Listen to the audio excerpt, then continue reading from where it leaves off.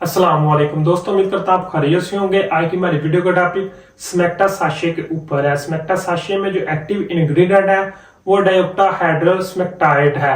इसको डायरिया के ट्रीटमेंट में बहुत ज्यादा इस्तेमाल किया जाता है। ये कुदरती तौर पर मिट्टी होती है और इसमें कुछ ऐसे मिनरल होते हैं जो कि डायरिया की मैनेजमेंट में बहुत ज्यादा हेल्प करते हैं। तो आज की वीडियो में मैं आपको बताऊंगा इसका मैकेनिज्म ऑफ एक्शन क्या है, इसको कौन कौन सी कंडीशन में हम इस्तेमाल कर सकते हैं, इसको कितनी मिकदार में और किस तरह इस्तेमाल करना चाहिए, उसके मुमकिन साइड इफेक्ट क्या है। तो वीडियो को एंड तक लाजमी देखिएगा। शुरू करते हैं स्मेक्टा साशे के मैकेनिज्म ऑफ एक्शन से। स्मेक्टा साशे का जो मैकेनिज्म है वो 4 स्टेप पर कहने के मुहित है। पहले नंबर पर ये हमारे इंटेस्टाइन में जो खराब चीजें होती हैं जैसे कि बैक्टीरिया, वायरस या जहरीले मादे, उनको सोक कर लेता है, मतलब कि उनको चूस लेता है। दूसरे नंबर पर स्मेक्टा साशे हमारी इंटेस्टाइन के गिर्द कहने के एक प्रोटेक्टिंग शील्ड का काम करता है, एक कवरिंग कहने के ऊपर बना देता है, जिससे जो कहने के इंटेस्टाइन में तेजाबियत वगैरह होती है या जहरीले मादे वगैरह होते हैं उनसे काफी हद तक बचा जाता है। तीसरे नंबर पर ये इंटेस्टाइन में जो पानी वगैरह होती है उसकी मिकदार को कम कर देता है, जिससे डायरिया वगैरह में बहुत ज्यादा हेल्प मिलती है।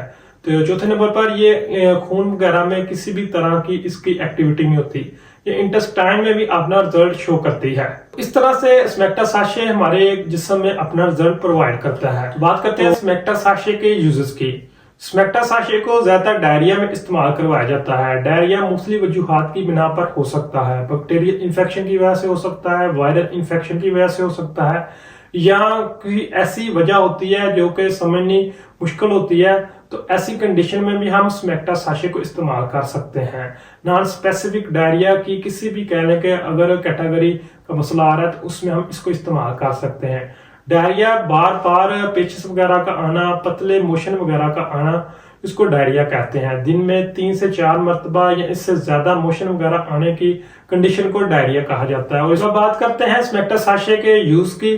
स्मेक्टा साशे को नॉन स्पेसिफिक डायरिया में हम इस्तेमाल कर सकते हैं, जैसे कि मैंने पहले बताया कि ऐसी वजह जिसका कोई आइडिया ना हो, तो मुख्तलिफ वजूहात की बिना पर डायरिया वगैरह हो सकता है, तो उनमें हम इसको इस्तेमाल कर सकते हैं। इसके अलावा इसको एंटीबायोटिक के साथ सपोर्टिंग मेडिसिन के तौर पर भी इस्तेमाल कर सकते हैं। मुख्तलिफ इन्फेक्शन के नतीजे में जो डायरिया वगैरह का मसला होता है तो उसमें हम स्मेक्टा साशे को सपोर्टिंग मेडिसिन के तौर पर भी इस्तेमाल करवाते हैं। तो बहुत ज्यादा इसमें इसको इस्तेमाल किया जाता है। इसके अलावा अगर किसी को कोलाइटिस वगैरह का मसला है, मतलब कि डायरिया से एक स्टेप पहले की कंडीशन है कि मोशन बार बार आ रहा लेकिन खुलकर नहीं आ रहा, ज्यादा नहीं आ रहा, तो इसको हम कोलाइटिस कहते हैं। तो उसमें भी हम इसको इस्तेमाल कर सकते हैं। इसी तरह स्मेक्टा साशे को और किसी को आईबीएस वगैरह का मसला है, इरिटेबल बाउल सिंड्रोम वगैरह का मसला है, तो उसमें भी जो अलामात होती हैं डायरिया वगैरह की, उनको कम करने के लिए भी स्मेक्टा साशे को इस्तेमाल किया जा सकता है। तो तकरीबन यही थे इसके यूजेस। अब बात करते हैं इसकी डोज की। स्मेक्टा साशे को अडल्ट में 2 से 4 साशे एक दिन में हम इस्तेमाल कर सकते हैं। इस तरह बच्चों में इसके 1 से 2 साशे दिन में 2 से 3 मरतबा तक इस्तेमाल किए जा सकते हैं। लेकिन इसकी जो एग्जैक्ट डोज होती है वो बच्चे की या बड़े की एज, वेट और कंडीशन के बाद तय की जाती है। इसको 5 से 7 दिन तक इस्तेमाल करवाया जाता है। बाद औक़ात इसके ड्यूरेशन को ज्यादा भी किया जा सकता है और कम भी किया जा सकता है, लेकिन बात वही कि इसकी जो सही डोज होती है, सही जो ड्यूरेशन होता है, कितनी देर तक हमने इसको इस्तेमाल करना है, वो कंडीशन के बाद तय किया जाता है कि किस तरह की कंडीशन है।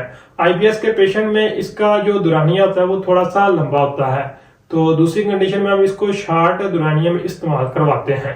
तो अगर इसके तरीका इस्तेमाल की बात करें तो इसको पानी 50 ml यानी कि आधा गिलास में मिक्स करके इस्तेमाल करवाना ज्यादा बेहतर है। लेकिन इसको जूस में मिक्स करके भी इस्तेमाल किया जा सकता है, दूध में मिक्स करके भी इस्तेमाल किया जा सकता है, या नीम ठोस गुज़ा में भी मिक्स करके इसको इस्तेमाल किया जा सकता है। स्मेक्टा साशे के अगर साइड इफेक्ट की बात करें तो इसके इस्तेमाल से कॉन्स्टिपेशन हो सकती है। बाद औक़ात स्मेक्टा साशे की ज्यादा मिकदार इस्तेमाल करने की वजह से भी कॉन्स्टिपेशन हो जाती है, कब्ज वगैरह का मसला हो सकता है। इस तरह इसके इस्तेमाल से पेट से आवाजें वगैरह आना शुरू हो जाती हैं, जिसको हम ब्लोटिंग कहते हैं। इसके अलावा इसके इस्तेमाल से मामूली किस्म की एलर्जी वगैरह का मसला भी हो सकता है। तो यही था आज की वीडियो में। उम्मीद करता हूँ आज की वीडियो आपको पसंद आई होगी। वीडियो को लाइक कीजिए, चैनल को सब्सक्राइब कीजिए। शुक्रिया।